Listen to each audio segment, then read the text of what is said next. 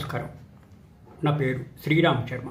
Madhya Pradesh high court single judge justice Ahluwalia ఒక anticipatory బెయిల్లో dismiss చేస్తూ ఆదేశాలు ఇవ్వడం జరిగింది. వివరాల్లోకి వెళ్తే విడాకులు అప్లై చేశాడు భర్త. అది ఫ్యామిలీ కోర్టులో నెంబర్ అయింది. నోటీసులు ముట్టాయి. నోటీసులు ముట్టాక సదరు భార్య ఇట్లా డౌరీ హెరాస్మెంట్ కేసు భర్త మీద ఫైల్ చేసింది.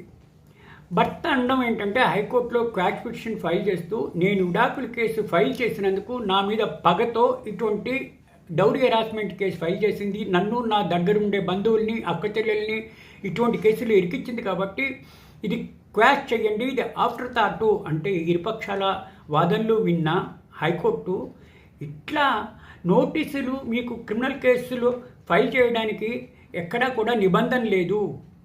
డైవర్స్ కేసు వేయకముందు క్రిమినల్ కేసు ఫైల్ చేసినా, ఇట్లా డైవర్స్ కేసు ఫైల్ చేసిన తర్వాత ఇటువంటి క్రిమినల్ కేసులు ఫైల్ చేసినా ఏది తేడా లేదు.